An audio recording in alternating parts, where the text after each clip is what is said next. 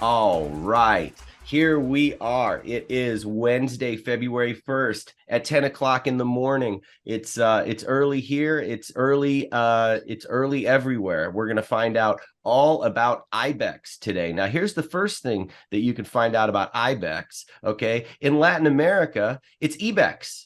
Okay, so I found that out when they answer the phone over there, it is IBEX. But if you're in America here, we've been calling it IBEX. And I have the pleasure today to chat with Jose Lemus, and I'm sure I'll get a pronunciation correction on that.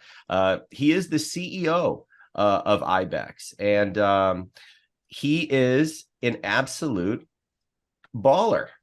And they're doing great things over there. Okay, here's a little bit of his everyone's favorite spam-filled website, LinkedIn. Okay, and they are a payments company.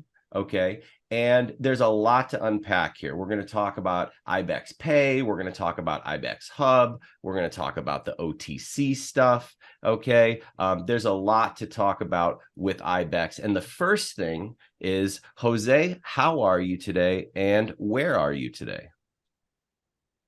Hi, Mike. Well, first of all, let me say thanks for having me. Very excited to be here with you, and I'm doing great.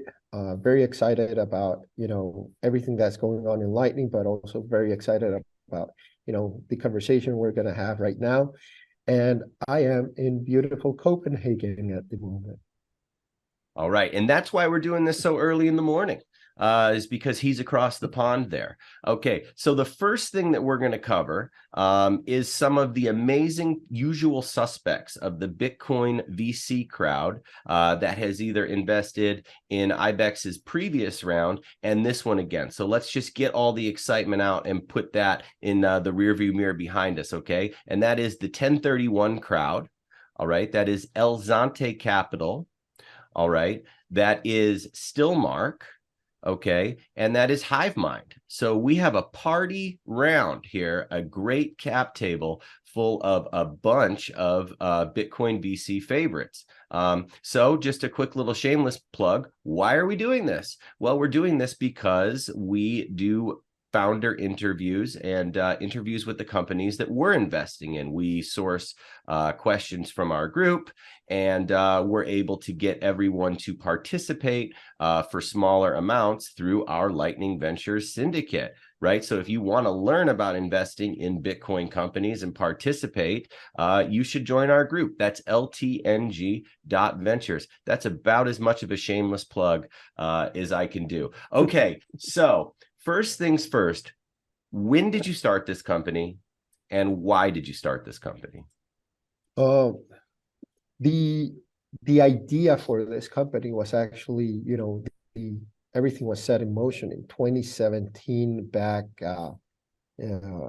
just before the bull round, towards the end of 2017. We started it because I always been fascinated with Bitcoin and the concept of Bitcoin. Could never really buy it or get it because I'm from Guatemala. So, for example, way back when in 2012, when I tried to wire money to Japan to empty GOX, my wires would not be accepted. They kept getting bounced. Then later on, when I was, 2013, I was like one of the first registered, I'm going to put it on quotes here, registered users for Coinbase, but they wouldn't onboard me because the only passport I have is Guatemalan, right? And so even though I wanted to, be a part of Bitcoin since very early, I was dumb enough that I didn't mind. But beyond that, it's just I couldn't get access to it. And so in 2017, when I finally managed to get some access, I wasn't living in Guatemala. I could route, payments through other like more international banks and stuff. I realized that if we want Bitcoin to succeed, the first thing we need is on-ramps, so easy ways to get in and out of Bitcoin, right? And we didn't have any in Guatemala or Central America at that point. And like some countries in Central America today, you still can't really get Bitcoin in an easy way. And so that was step one. Now, as we came along and this project evolved back in 2021, we had starting experimenting with Lightning, but then the news for El Salvador happened, and we very quickly pivoted, and that's when we really became this payments technology company that you talked about. So, we're 5 years in, or pretty much, but as a company, but the payments part is really 2 years in. So what I have here, and I'm reading from our deal memo, is IBEX is a Bitcoin infrastructure as a service company that builds Lightning infrastructure for enterprise clients. It's focused on making Lightning technology scalable, secure, and reliable for businesses that are looking to use the Bitcoin network and integrate it into its operations and services. All right. Is that true or false? That is completely 100% true. And let me explain a little bit here. Our premise is that just like, let's say, email or even cloud, right? Servers, you're not, unless it's your core business, you're probably better off outsourcing Lightning infrastructures to somebody like IBEX, to us, or down the future. It's going to be that way because we're going to be able to deliver, better service, more reliable, more secure, with more functionality at equal or lesser price than you would be able to do it on your own. So to be clear here, right, we're not being designed to service, let's say, somebody that's doing 2 or 3 payments at a time in their mom and pop shop, right?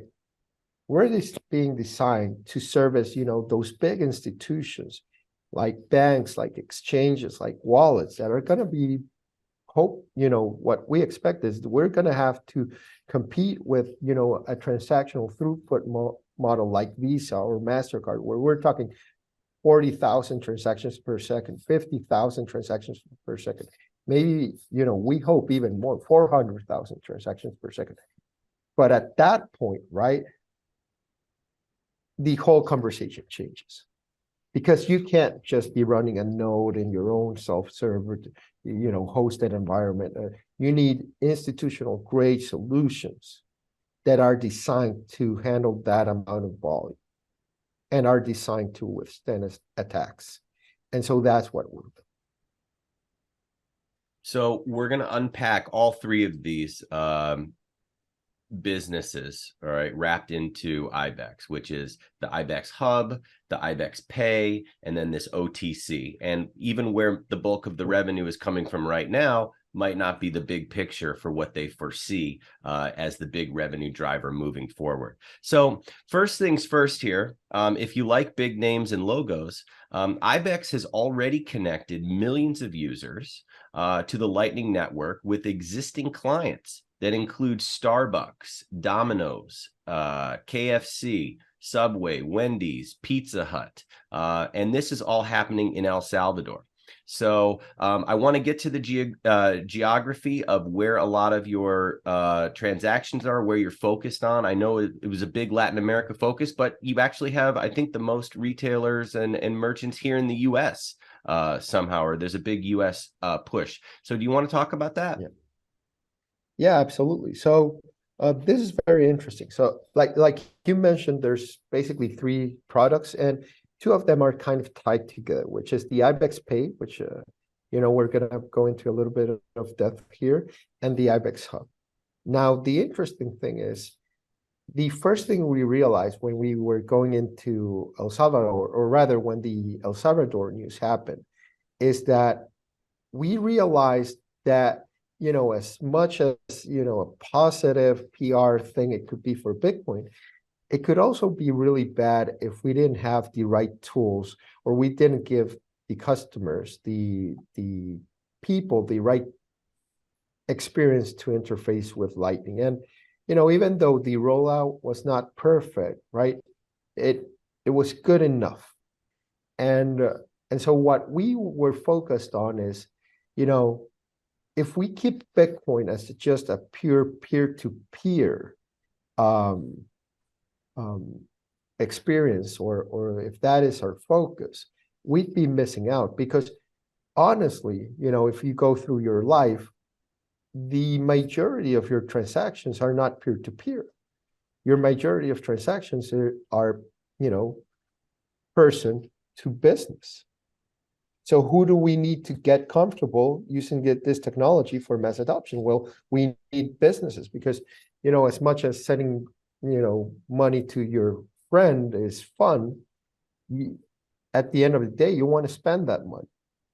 And the core challenge in El Salvador specifically was that, you see those big names, right? None of them are at a point, and especially in 2021, they weren't at a point where they could just take on Bitcoin into their balance sheet. So what did we do? We were the first merchant payment solution in Bitcoin that offered instant fiat convertibility. So they could just use Bitcoin basically like a credit card, right? So if I'm charging $10, I'm receiving $10 at the end of the day.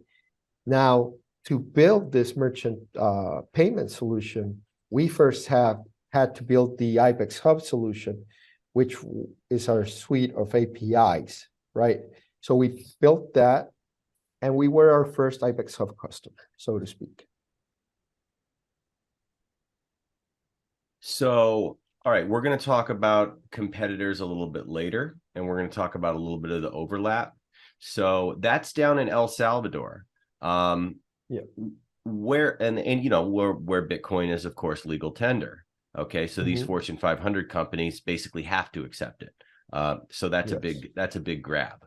I can tell you a funny story there. Please. So for the last Lightning conference in El Salvador, right? The one that happened in 2022.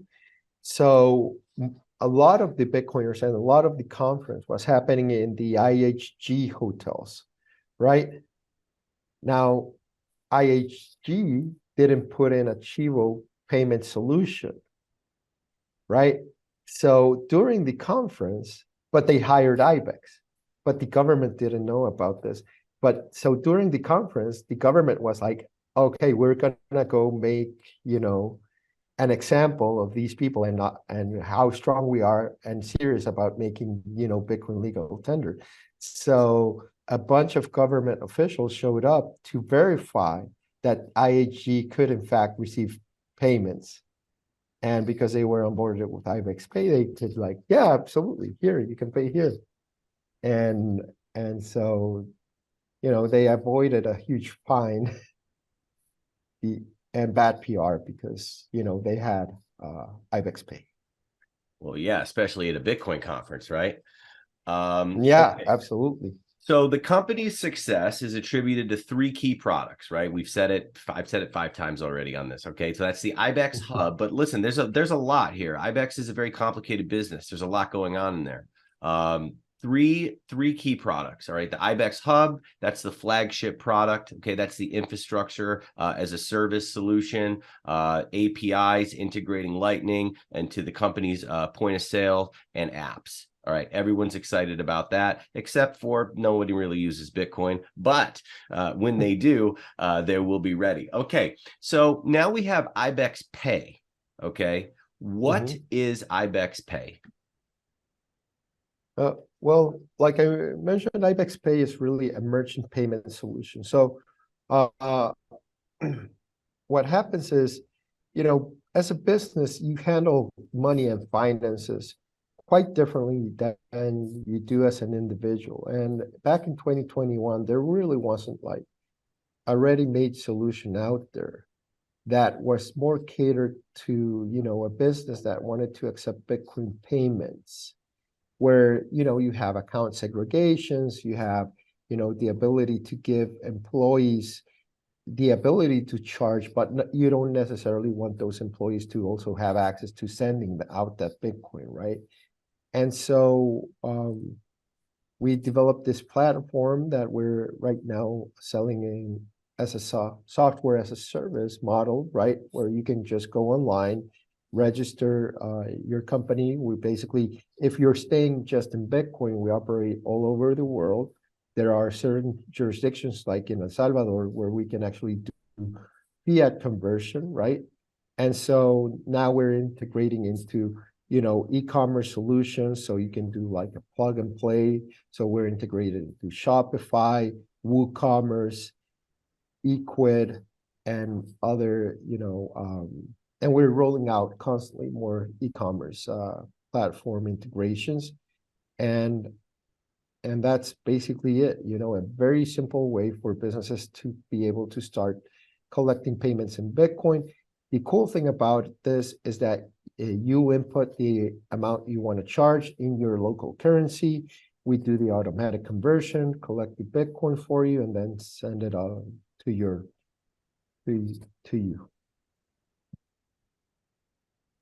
Okay, so now we have the big news that a while ago wasn't able to be shared, and we can talk about it just from a high level sort of overview. But that is in the very first stages of an exciting partnership. Well, there's a number of pipeline of partnerships there besides this, but that is with Grupo Salinas. Which is, of course, Ricardo Salinas. I think he's 100 and something richest person in the world. I believe the third richest person maybe in Mexico, although that probably changes daily. I don't know how those rankings work. This is one of Latin America's largest conglomerates. This is an 18,000 or so employee company that handles nearly 50% of all remittances in Mexico. I hope I'm not saying too much there. I think that's all known stuff. This is a gradual rollout because when you have a conglomerate, I mean, they're making the microwaves. Okay, they own the stadium, they own the newspaper, they own maybe an airline or two. I don't really know, but it's one of those type of deals. So this happens gradually in stages.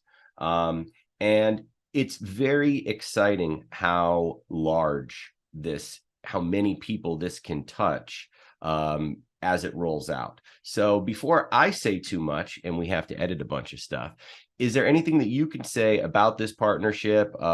Maybe brands or where it starts, where it's going, anything that you can give some color on? Yeah. Let me think about this a little bit. I think, if we go bird's eye view, let's do that, because that's going to be, I think, a lot easier to be able to just not go too deep into details, right, and potentially reveal something. So this is the deal we're very excited about. Like you said, it has the ability to connect a lot of people all at once into the Lightning Network. And the cool thing about this is because you're working with, in a structure where you have multiple businesses, right? All at once. And by all at once, I mean within a certain period of time, right? But that you will deliver the ability to do payments over Lightning, right?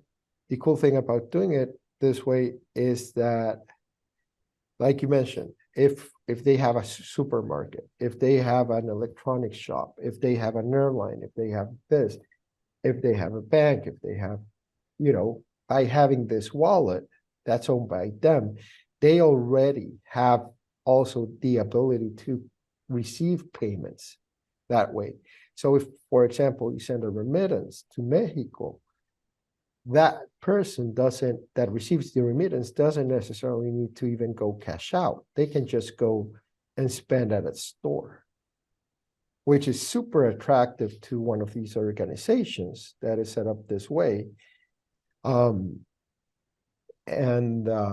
Because they're able to,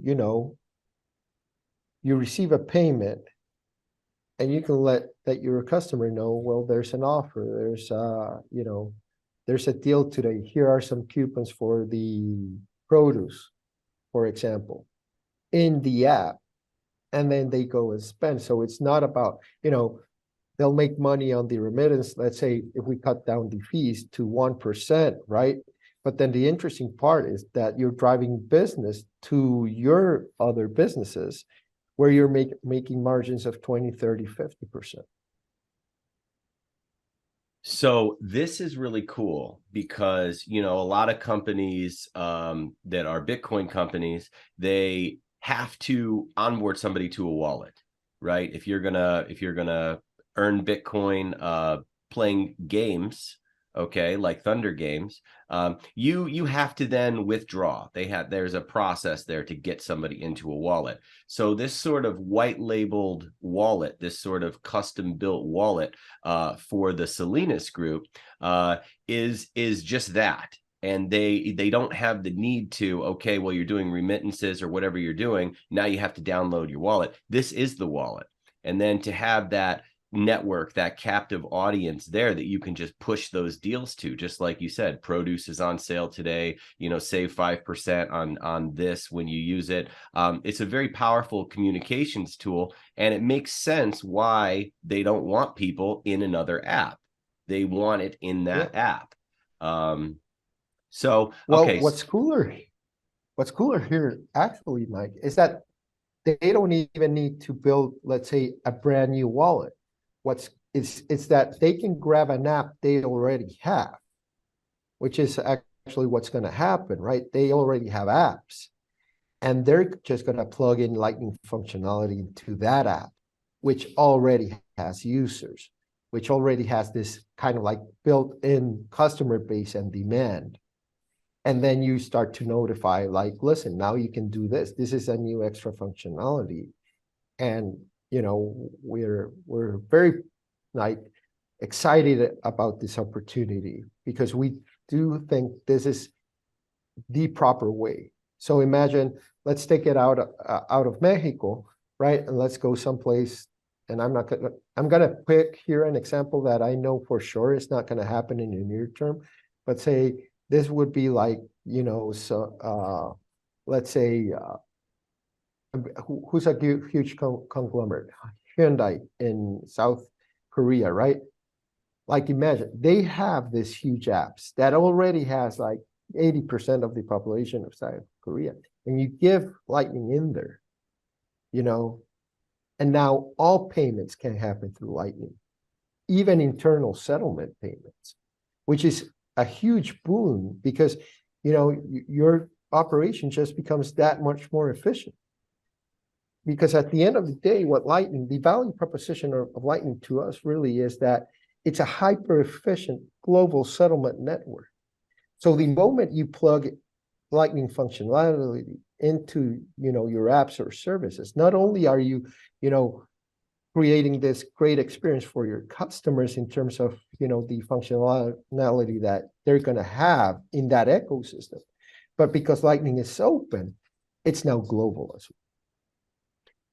So anything anybody other does, it's going to impact you. This is really cool because this is finally the realization of what we've been all saying as Bitcoiners for years, for the remittance market. Everyone was talking about remittances, and now it's finally happening. And this is right on trend with some of our other beloved portfolio darlings, right? Like the striking coin corner. Or things that are happening all over the world. That's essentially you're on the tip of the spear for those things right now. They're going to open up that IBEX app. They're going to see their local currency. Okay, they have no idea that this happened at such a small percentage of what it would normally cost, and with speed that is just mind-blowing, worlds above everything else that they're used to. It's happening over Lightning. Okay. And, it's cool that all these companies, and you guys aren't really fighting with each other because, Visa's, 350 billion, and all of these other companies that are out there that are specializing in remittances. It's such a big pie. And and it's really cool that you're doing that. Okay, so how does IBEX generate revenue? Okay, it's a simple business model, and it's processing fees, although maybe they're considering pivoting to a monthly fee model at some point in time, but these are the processing fees. And is that where the majority of the money is? I know we didn't get into the OTC side of it, and maybe now's a good time to do that. But do you want to talk a Yeah, little bit about the revenue? absolutely. Well, right now, most of our revenue does in fact come from OTC.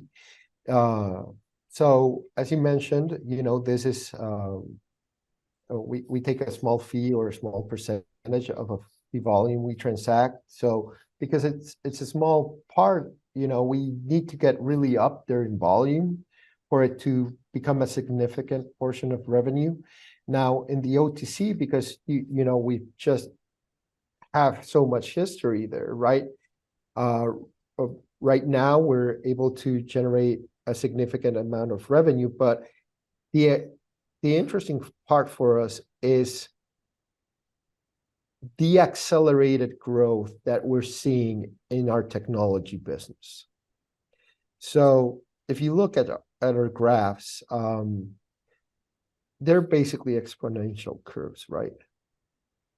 And we don't see them slowing down anytime soon, which, it's on par with everything we've seen in the space, like since Bitcoin was born, but also now we see that also with Lightning at large.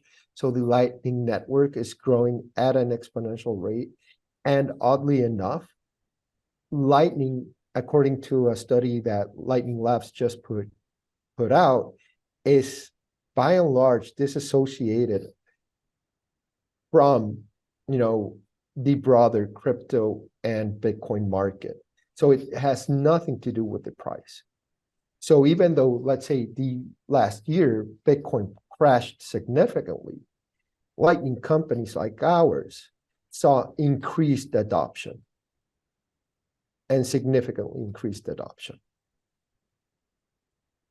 So if you're a fan of El Salvador, IBEX was responsible for and had tested El Salvador's rollout of that Chivo. This is correct, right?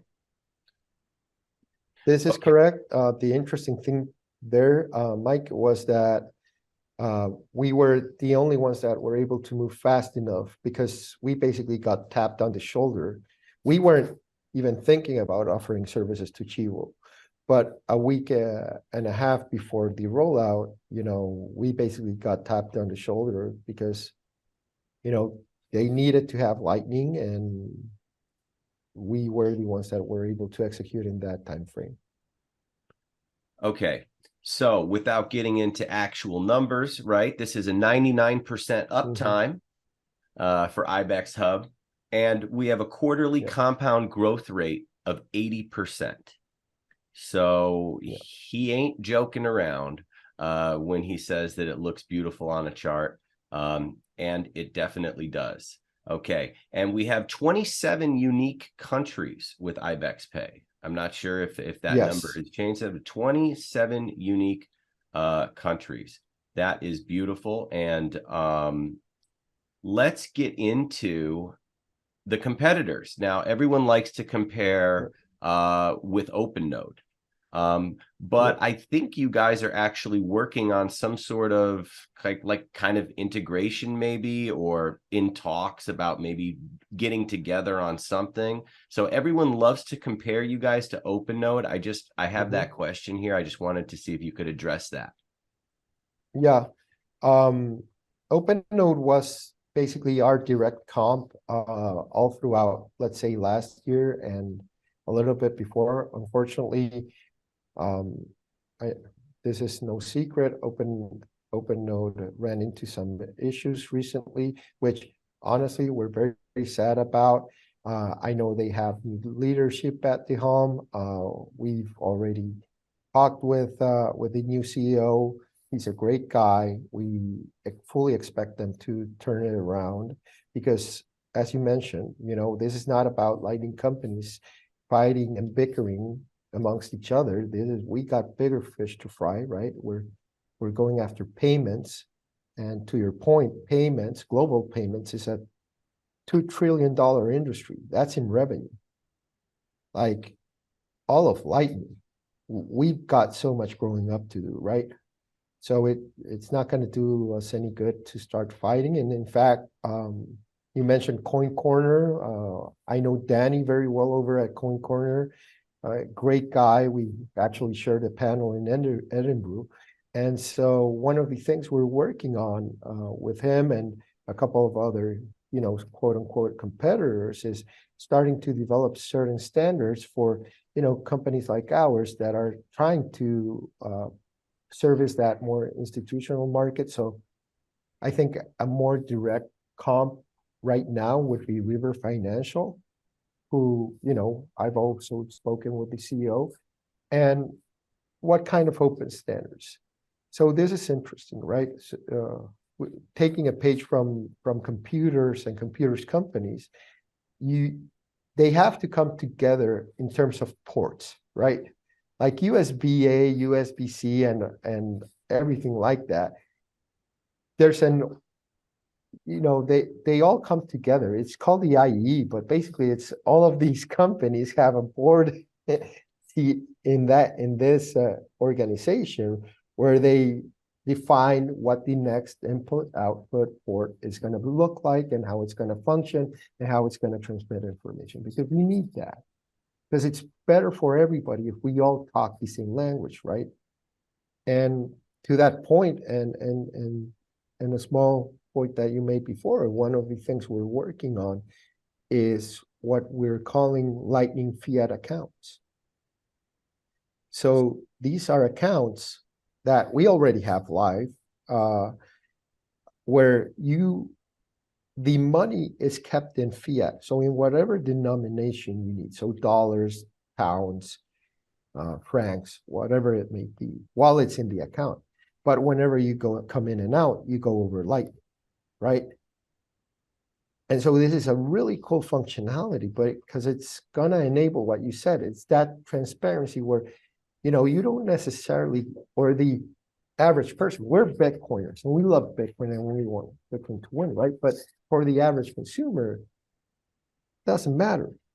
What they want is, I just want to see my money somewhere, right? And I want to be able to spend it.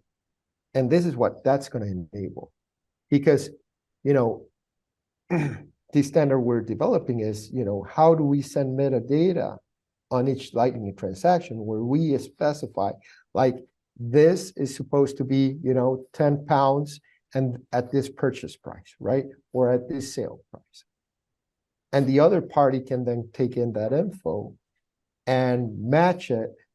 So we create that seamless customer experience.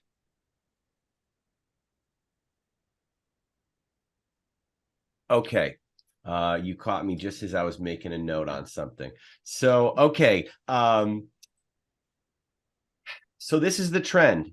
This is the beautiful part about the Bitcoin companies that are out there, right? These are they're finance companies, they're infrastructure companies. Okay, it's the David and Goliath story, but it's many different Davids. There are many different Davids. Okay, there, you have Pouch in the Philippines, you have Coin Corner, you have IBEX, you have Strike, you have Bitnob. All of them are going to take down the Goliath. Okay, and they're all going to do a great job and build a great strong business along the way. Okay, so as far as the Osmo Wallet goes, what's your relationship with them? How did that go? I know you have it listed as a case study here. How is that? Yeah.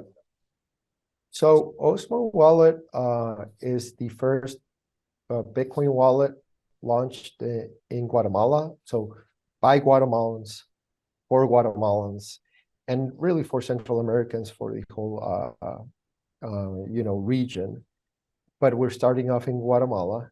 Now, what's really interesting with Osmo is that, the founder has background in the remittance market. And so what's really interesting for him is that or for Osmo is that they're kind of buying into the thesis that, Lightning has a good shot at replacing traditional payment systems as that remittance channel. And they want to get ahead of the curve. So they started with, their wallet. Right now they're putting in payment systems in Guatemala as well. And we're very excited because, like I said, the founder having experience in that remittance market, the whole idea is that we're going to be able to leverage that knowledge, or he's going to be able to leverage that knowledge to start those remittance channels between like the US and Guatemala. And by the way, Guatemala is the second largest remittance market in Latin America, and I'm talking specifically from US to Latin America. The first one is Mexico, the second one is Guatemala. And so having that ability to giving the Guatemalans places to spend, places to cash out, and the application where they can manage all of it seamlessly, easily, at a low volume, right? That is what I believe is the game changer. And we shouldn't forget about this because everybody talks, about payments and low volume and everything, but I don't think we really understand how important it is. So think of it this way. We're living in a payments paradigm, right? Where we have a lower bound threshold or limit about how low the value transfers we do are able to get done. And that value is around $1. Like we can quibble here. No, in Philippines, it's 70 cents. What? Let's say $1, right?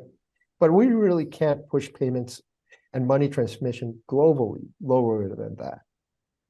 But with Lightning now we can.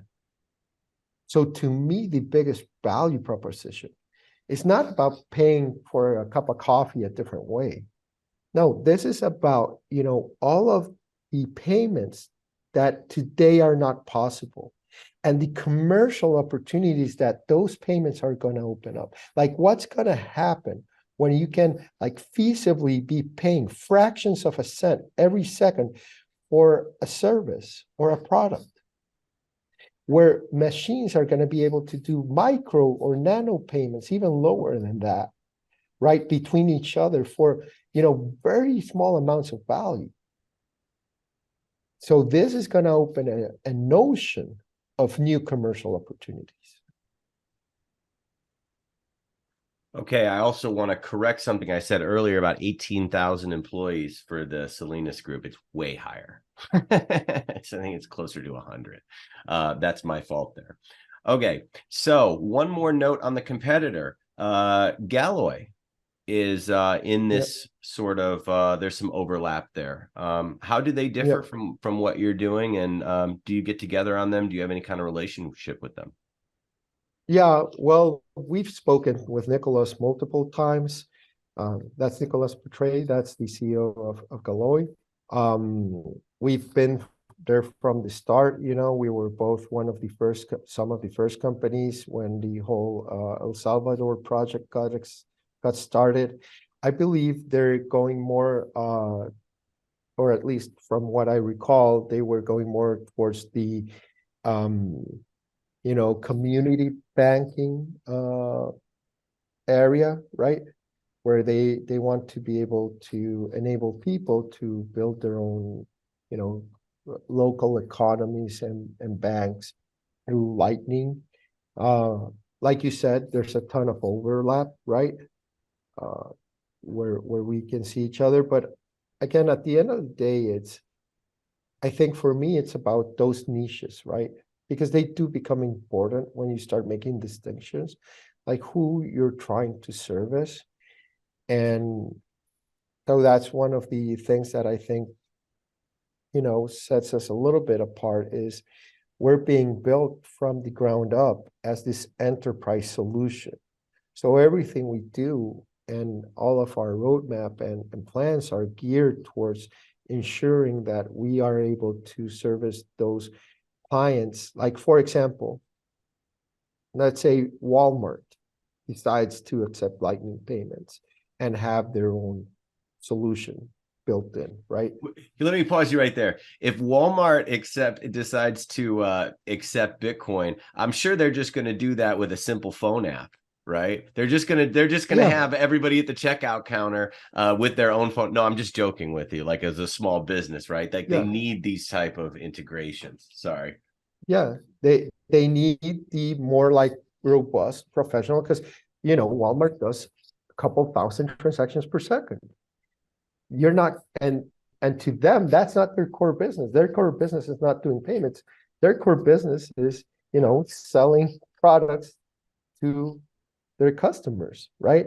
In the most efficient way possible. So we are, going to be able to provide that service for them. To your point, integrate, native payments into all of their apps, potentially even build reward systems on Lightning, on Bitcoin natively. And that's what we enable for somebody like Walmart in this instance. So look, they're not fighting with each other. They list all these competitors in a constructive way. Okay. There's nothing hidden there. Everyone is together. I just so the Salinas deal and integration is got many phases and it's very early, but they are already the #1 IBEX hub client. Okay. In this just getting going. Okay. The drip out of the faucet, they are #1. And by the way, sorry, just to clarify, this is a closed beta that we're in right now. Sorry, I butchered that pronunciation. I apologize to everybody that in the English speaking world, but we're in the closed phase of it. So this is not a general rollout. This is just, like you mentioned, a very small droplet, right?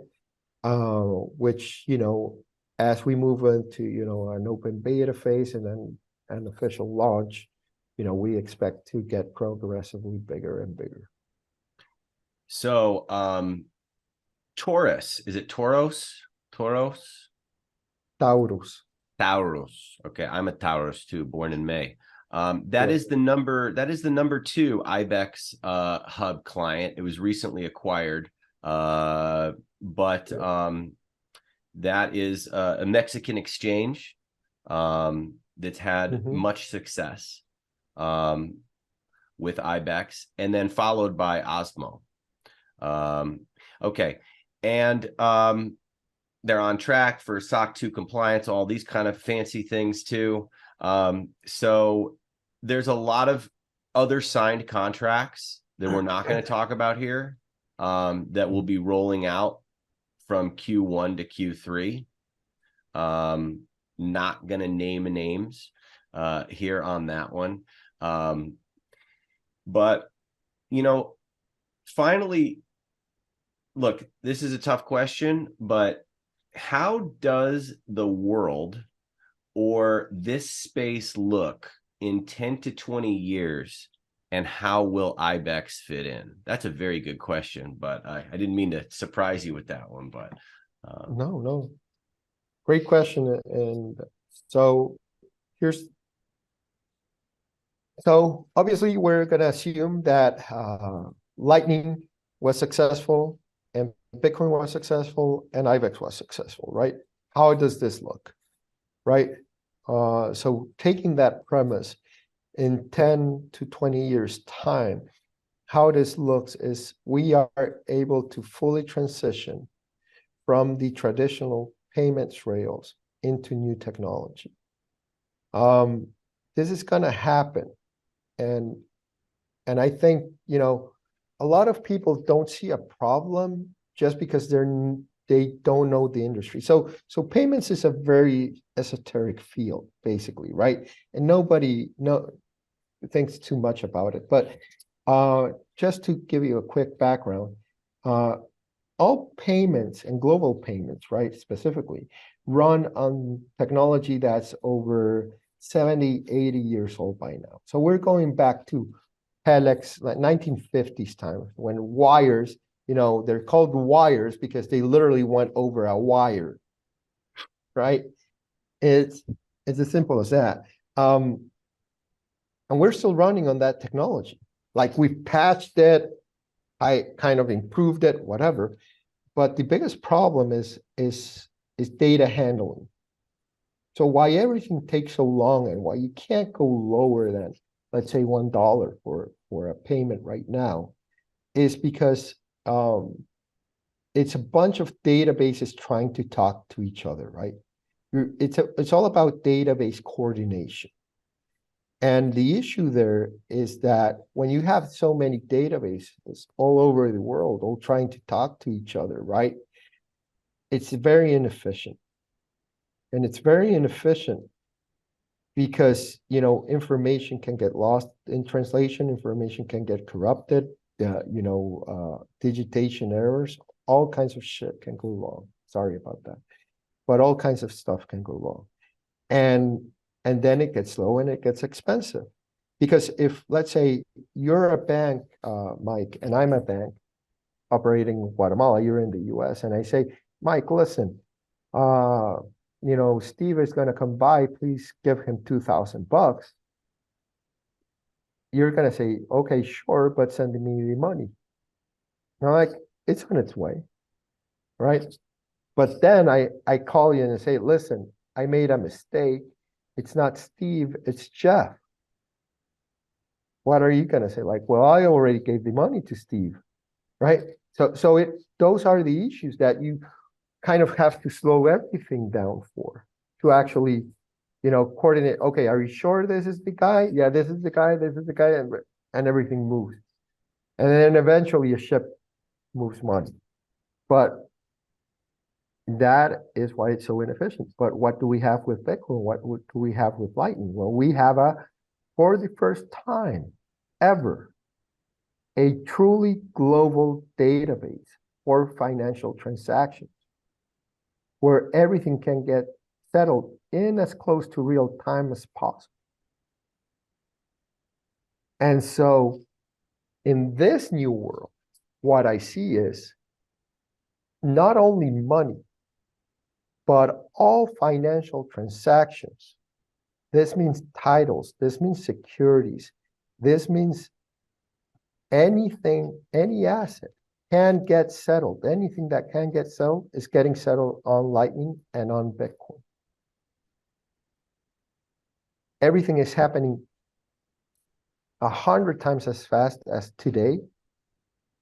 Computers and let's call them computers because IoT will explode because finally you got a payments mechanism for IoT. The value of the services and products you consume the cost is going to continue to decrease because as this gets adopted, we find ourselves in a situation where we can actually do micropayments, which has been a huge challenge to date for all services delivered over the net. So, for example, we come up with an efficient workarounds, subscription models, ad revenue models, prepayment models. They all suck. They're bad because the ideal situation is when we're able to give value for value in real time, which is what we're going to enable. And so we are going to be in a world where you only subscribe to those services you actually need to subscribe to or want to subscribe to. Think of the old newsstand model, right? Where you had magazines that you subscribed to, but then you had a bunch of magazines you were just one-offing time to time. But now it's not one-offing a magazine, it's one-offing an article. It's one-offing a song. It's one-offing a video. Ad revenue model is going to change dramatically. If at all. I don't know that it survives, which is a good thing because we're all able to pay for what we consume, which we can't do right now. Okay, so one more thing, and then we're gonna go over the team, and then we're gonna wrap it up. Okay, so we're gonna wrap up with the team slide here, and okay. I'm showing approximately 30 is the head count. Yeah. and they're located all over the world, or at least in Latin America, Europe, US. You got people everywhere, right? That is correct. Those are the main jurisdictions where we have people. Okay. And as far as anything that's going to be happening in the US, or a big push, or where are you live now? I think there's some places in Miami, I think near Yeah. me. Yeah. In the US, we continue to offer, our IBEX Pay customers. We are in talks with the first IBEX Hub potential customers. So a couple of payment systems integrators, so POS systems, you should be seeing by the end of this year, POSs with native Lightning integrations into them, which we're very excited about. And one of these payment systems actually is, in that remittance market sweet spot, which is the bodegas. So they do mainly POSs for bodegas in the US. And, very excited about that. All right, coming to your local New York City corner store bodega. Okay. I will have to mention here, disclaimer, New York City is unworkable. Okay, of course it is. Because bit license, So okay, so finally, without getting into too much of it, the super app.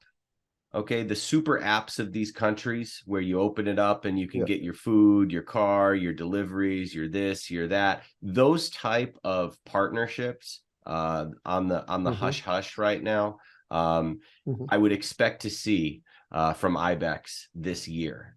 Okay, are those super apps and those integrations. So without naming names, those are coming down the line. I think that's it. Jose, thanks for hanging out on this Wednesday morning. Well, for you, you're in Copenhagen, so it's a little later. I love those suspenders. That's well, thank you very much. That's a good look. Is there anything else that you want to say? Where are you going to be? Travel schedule? What conferences are you going to be excited about? Is there anything on your radar for 2023? I have to plug Miami 2023. That I think is, the premier to this date Bitcoin conference. We're doing some very interesting activations with BTC Media. We have a great relationship with them. They're great guys, love everything that they do, what they stand for. And so very much looking forward to it. I think it's going to be one of those conferences that might still be flying under a lot of people's radars as big as they are, right? I think if you go to Miami 2023 this year, you're going to get a glimpse of the future. So I encourage everybody listening, if they can afford it, if they can make time to go to that conference, to please go, because it's where you're really going to see the future. All right, you're going to see the future, and you're going to see 35,000 people, and you'll see Jose. You'll probably see me, and we're all going to have a good time. All right, so that's it. Thank you very much for hanging out, and check out poweredbyibex.io to do a bit of a dive there. Maybe you have a business, maybe you want to reach out and see what they can do for you. Thanks, and we'll talk to you next time. Thank you very much. Bye.